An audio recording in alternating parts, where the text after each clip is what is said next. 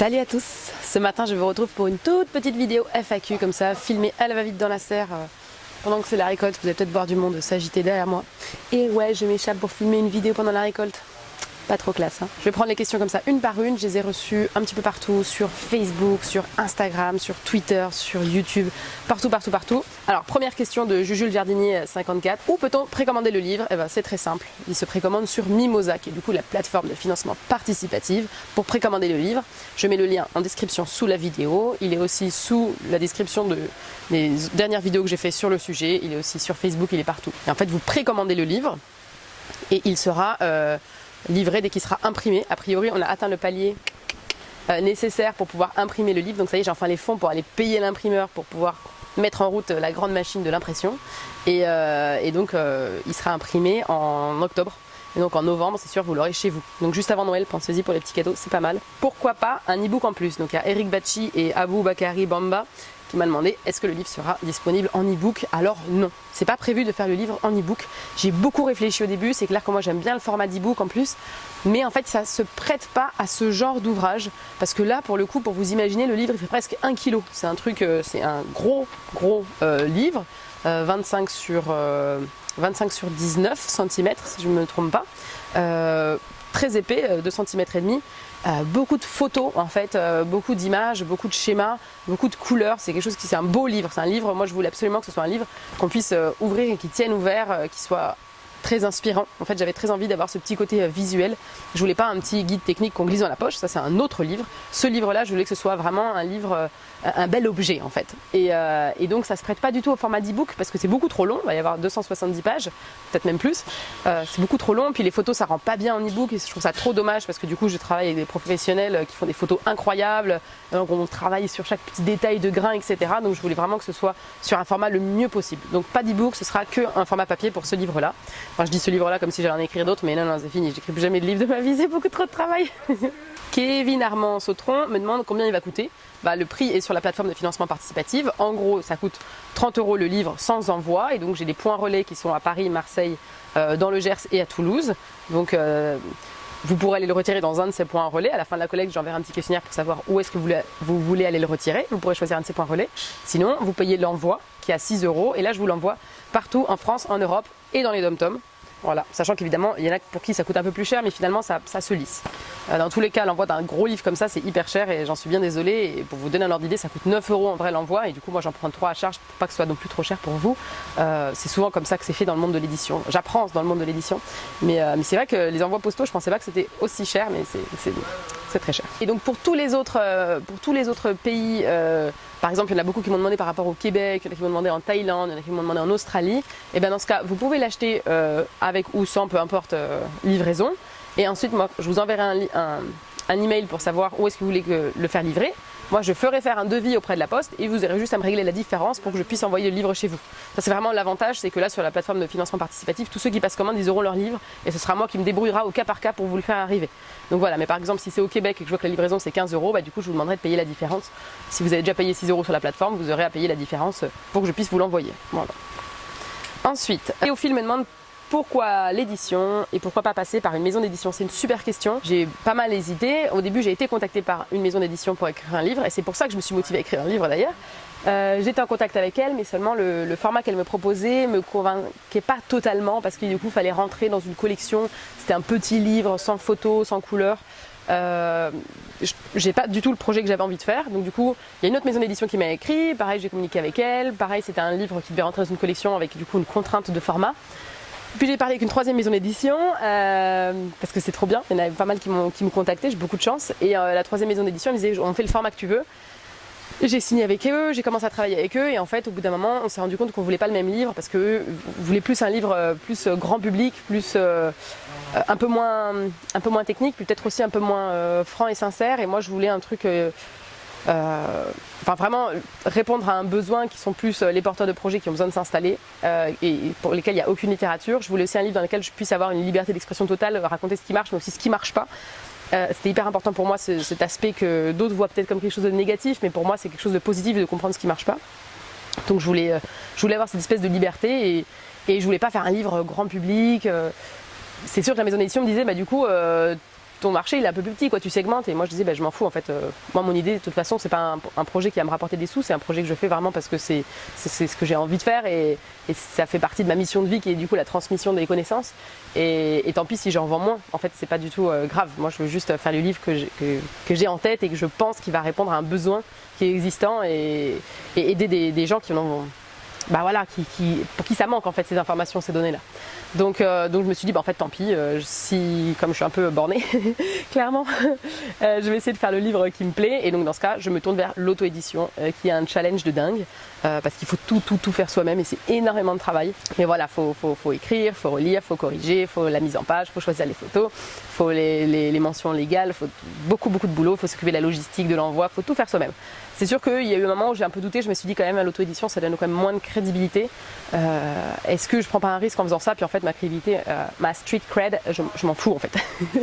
Donc on s'en fout, je pars en auto-édition, puis c'est une expérience qui est hyper enrichissante. Moi j'aime bien entrer dans un petit monde et dire j'y connais rien, vas-y on va creuser un peu. Et du coup on apprend plein de trucs au passage, même si c'est quand même un peu dur et chronophage. Et que du coup j'abandonne plein d'autres choses en attendant. Désolé mes tomates, je vous ai un peu abandonné derrière moi. C'est pas grave, moi tant qu'on apprend des choses c'est enrichissant et c'est ça qui compte quoi. Donc auto-édition, j'y vais. Après je pense que je le referai pas.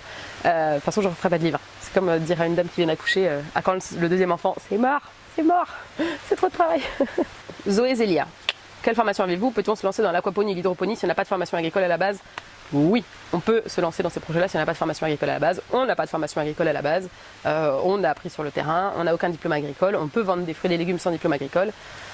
C'est pas du tout bloquant tant qu'on est prêt à apprendre plein de choses par soi-même. Il y a des petites formations en ligne, il y a plein de choses et puis on apprend sur le terrain, on apprend en faisant. Il n'y a aucune obligation d'avoir une formation agricole pour faire de l'agriculture. Aucune obligation. C'est vraiment chacun qui fait ses choix. Faut pas se freiner là-dessus. Anne, livre versus la formation, comment choisir? Qu'est-ce qu'on trouve dans vos formations qui ne sera pas développé dans le livre? La grosse question. Justement, quand je voulais écrire le livre, et la raison aussi pour laquelle ça n'a pas marché avec la maison d'édition, c'est qu'en fait, ils voulaient que je refasse tout le contenu de la formation dans le livre. Et moi, je voulais que ce soit un livre qui soit facile à lire, très accessible, qui ne soit pas du tout ennuyeux, parce que je m'y suis beaucoup confrontée. Alors autant Nico, le grand tech des sourciers, il peut te lire des livres ultra ennuyeux, mais des milliers de pages comme ça. C'est le genre de gars qui lit les manuels d'utilisation quand on achète de l'électroménager. Enfin bon. Moi je peux pas. Moi dès que ça devient trop technique, trop ennuyeux, je m'endors et je lis pas. Et en fait du coup ça a été un frein pour moi quand on s'est lancé là-dedans parce qu'il y a beaucoup d'infos. Bon déjà il y en a beaucoup en anglais et en plus quand c'est ennuyeux, mais j'en peux plus. Et je me suis dit c'est dommage parce qu'on parle de la vie, on parle de trucs super intéressants, on parle des petites bactéries, on parle des petites tomates et tout. C'est quand même des trucs cool. Et pourquoi est-ce que c'est aussi ennuyeux? Et donc je me suis dit je vais faire un truc très vivant, très intéressant, très vulgarisé. Et donc en fait il y a un choix à faire jusqu'à où est-ce que je pousse les informations techniques pour que ça reste attractif, compréhensible par tous, sans tomber dans le truc « oh ça y est là c'est trop lourd ». Et donc j'ai fait un espèce de tableur et j'ai dit bon, quel format se prête mieux à quelle information? Et finalement, ce que je trouvais qui était intéressant pour tout le monde, que ce soit porteur de projet, particulier, curieux, passionné, n'importe quoi, c'était comprendre les besoins des plantes. Pour moi c'est un savoir qu'on devrait apprendre à l'école, c'est universel. Vraiment comprendre la photosynthèse, la respiration cellulaire, les besoins en oxygène, les besoins en eau, comment est-ce que la plante se nourrit en terre, parce qu'on reçoit beaucoup de critiques en hydroponie parce que les gens ne comprennent juste pas comment la plante se nourrit. Donc juste basique, comment est-ce que la plante se nourrit en terre et pourquoi est-ce que du coup l'hydro, comment du coup est-ce qu'on arrive à le faire en hydro. Juste comprendre des principes de base de nutrition des plantes, parce qu'on fait trop d'anthropomorphisme, on croit trop que les plantes elles fonctionnent comme nous alors que pas du tout. Donc il y a un gros chapitre, je l'ai là, je vous le montre. Mon petit manuscrit. Donc avec plein d'annotations de trucs à changer, on ne regarde pas. Donc il y a un gros chapitre sur les besoins des plantes parce que je pense que ça c'est important pour tout le monde. Ensuite j'ai vraiment un guide pratique, petit guide pratique sur hydro, bio, aquaponie. Et là en fait j'ai choisi de vraiment parler de substrat et de système de culture. Parce que je me suis dit quand on se lance, qu'est-ce qu'on a vraiment besoin de savoir en amont pour essayer de pouvoir se projeter et s'imaginer. Et je me suis dit, le substrat et le système de culture, c'est un choix qu'il faut faire assez tôt. Donc c'est bien d'avoir déjà ces informations avant de se lancer. Et le support papier s'y prête pas mal parce que finalement c'est pas mal de tableaux comparatifs. C'est quelque chose que je vois aussi dans la formation en ligne. Et finalement je le présente sous forme aussi de tableaux comparatifs, avantages, inconvénients, etc. Donc je trouvais que le support papier s'y prêtait très très bien. Ensuite je fais un petit tuto pour fabriquer son petit système maison. Donc là ça va plus s'adresser aux particuliers. j'explique pas mal les 3 mondes, hydro, bio, aquaponie, un peu les avantages et les inconvénients de chacun. Et là-dessus, je vais faire intervenir des professionnels, je vous dis pas qui, suspense, pour bien vraiment comprendre la subtilité entre les 3 mondes, tout en étant très transparente et réaliste. Alors du coup, je fais vraiment pas comme dans les médias, à simplifier à mort les trucs pour vous le rendre trop glamour, pas du tout. Je suis hyper transparente sur la réalité des trucs, donc c'est intéressant parce que c'est un discours qu'on trouve pas partout. Et après, je reprends un petit peu les idées reçues sur le hors-sol et du coup, j'explique, je leur tords un petit peu le cou à ces idées reçues. On nous dit souvent ça, mais en fait, pas du tout, c'est ça. Bon, bref. Donc, ça, c'est pas mal. Ce que je ne vois pas, du coup, dans cette partie pratique et qu'on voit beaucoup dans la formation, ça va être tout ce qui va être pour aller plus loin. Donc, toute la partie nutrition. Ça, on me l'a beaucoup demandé. Tout ça, toute la partie vraiment nutrition, c'est quelque chose que je développe dans la formation en ligne. Parce que pour moi, c'est quelque chose... c'est vraiment quand on a un projet professionnel qu'on va s'intéresser à la nutrition. Pour moi, ce livre, il s'adresse plus en amont du projet pour pouvoir se projeter et valider ou non son projet. Dire, ok, avec toutes ces informations, est-ce que je pense que je suis capable de faire ce projet? Oui, non. Pouvoir déjà commencer à avoir quelques petits ordres d'idées. Et ensuite, si on veut faire un projet, on peut suivre la formation. Et là, on va beaucoup plus loin, évidemment, parce qu'il y a plus de 20 heures de vidéos. Et c'est un contenu hyper riche, pour lequel le format vidéo en plus s'adapte mieux, parce que pour la partie nutrition, je suis incapable de le faire sur format papier sans que tout le monde s'endort au bout de 5 minutes, quoi. Parce que c'est très technique, parce que c'est très compliqué, et donc le format vidéo, je suis là, je suis sur un Excel, je fais des calculs en live, je vous explique, pour moi, il faut que ce soit vivant, sinon ça marche pas.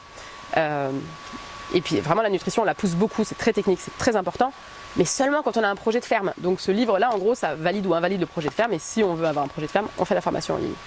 Pareil pour tout ce qui est administratif, paperasse, etc. C'est quelque chose que je vois aussi dans la formation en ligne et c'est quelque chose sur lequel moi je ne me considère pas comme référente, donc j'avais pas non plus envie de le mettre là-dedans.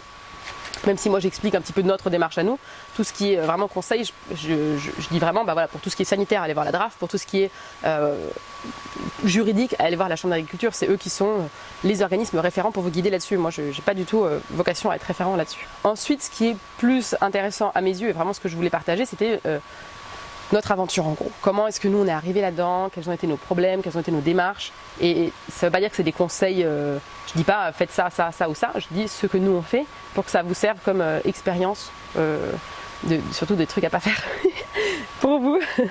Un petit peu entre attente et réalité quoi. Je parle du fait d'être parent, je parle de nos systèmes de culture, donc je détaille pas mal nos systèmes de culture, comment est-ce qu'on les gère, comment est-ce qu'on gère tout notre modèle économique. Vous allez enfin comprendre l'équilibre entre la formation et le maraîchage, qui est hyper important, hyper détaillé. Je détaille chaque demi-heure qu'on passe sur chaque activité dans la ferme, tout notre planning ultra détaillé, ce qui vous aide à vous projeter, vous dire en fait je suis pas prêt à mettre d'eau dans l'heure, c'est mort ce projet, c'est pas pour moi. C'est un peu un truc qui valide ou encore une fois ou invalide le projet en amont. On parle bien de la communication, des clients, quelques petites recettes. Et puis on va voir d'autres petits projets autour du monde avec des trucs inspirants. Et on termine sur un petit peu, on parle un peu d'agriculture urbaine, d'enjeux climatiques, etc. Donc je pense qu'il s'adresse à un public très très global. Parce que finalement, on voit un petit peu d'hydroponie, de bioponie, d'aquaponie au début. Ce qui donne déjà des petites bases un peu techniques. Pour les gens qui veulent monter une ferme de ce style. Mais en fait, la grande partie du livre, elle reprend plus une expérience de reconversion professionnelle en maraîchage et qu'est-ce que c'est que monter sa ferme en fait. Et sur tous les aspects sur lesquels on s'est posé des questions, avec pas mal de trucs et astuces aussi pour monter une micro-ferme qui soit écologique. Donc chaque petit point, chaque petite valeur est décortiquée en disant bah, attends, comment est-ce que j'ai fait pour l'électricité, comment est-ce que j'ai fait pour l'eau, comment est-ce que j'ai fait pour recycler, comment est-ce que je fais pour mes déchets, comment est-ce que je fais pour les valoriser, comment est-ce que je fais, enfin bon, il y a vraiment toute une liste de valeurs sur lesquelles on travaille, comment est-ce que je fais pour ne pas traiter, bref. Je détaille tout, pas mal de secrets qui sont dévoilés, sans que ça empiète non plus la formation en ligne qui elle est vraiment technique, vraiment dans le dur. Dans la formation en ligne je vais dire tout, enfin je veux dire la serre, alors comment la chauffer, comment la refroidir, quelles sont les différentes techniques. J'ai vraiment planché sur toutes les solutions qui existent pour tout vous présenter. Alors que là je parle vraiment de notre projet et plus de l'aspect aussi humain. Et puis pas mal de sujets qui sont finalement des sujets de société par rapport au monde agricole et c'est pour ça que je pense que ça intéresse aussi beaucoup les particuliers qui ne comprennent pas forcément le monde agricole. Donc là je parle un petit peu des enjeux, je parle des contradictions, je parle des mécompréhensions au sein même du monde agricole et du coup je me dis c'est hyper intéressant pour des particuliers qui n'ont aucun projet agricole de mettre un petit pied dedans quoi, comme aller regarder ce qui se passe et quels sont un petit peu nos défis et c'est important parce que le monde agricole c'est un peu comme la base de notre société, c'est important. Voilà, voilà. Le jardinier amateur trouvera-t-il des informations pratiques pour son protégé hydroponique de Cereal Cleaner? Cereal Cleaner, tu m'as fait beaucoup de questions. Oui, carrément, parce que tout ce qui est besoin des plantes, tu vas en avoir besoin, tous les systèmes, les substrats, tu vas en avoir besoin, tout ça, tu en auras plus que ce dont tu as besoin. Des DIY avec schéma, assez peu finalement de DIY avec schéma. Par contre, c'est quelque chose qu'on va un peu plus développer sur la chaîne YouTube, donc en contenu gratuit et accessible à tous. On a un petit projet de nouveau format avec... je n'en dis pas plus, j'ai très envie d'en dire mais je n'en dis pas plus. Mais abonnez-vous du coup à la chaîne YouTube parce que j'en dis plus là. Sébastien, comment suivre ton projet? Le grand du projet, en fait, je le raconte sur Instagram. Donc, @lessourciers, vous allez nous suivre. En story, je raconte tout notre quotidien. De toute façon, c'est là où aussi on peut, sur Instagram, c'est là où vous allez apprendre le plus sur la réalité derrière la ferme parce que tous les jours, je publie des trucs sur ce qui se passe ici. L'as-tu écrite seule ou en groupe avec l'aide de William Texier? Je l'ai écrite seule. Et après ça, j'ai fait intervenir des gens sur des petites thématiques sur lesquelles je pensais que j'étais pas une référente. Et puis même, je trouve ça toujours sympa d'avoir des points de vue qui sont pas forcément les mêmes que les miens. Donc William Texier intervient entre autres. Et il y a plein de super intervenants, trop cool. Bah, je crois que c'est tout. Allez, c'est tout. Eh bien, écoutez, merci pour votre présence et votre patience. Je vous embrasse. Passez une belle journée. Ciao!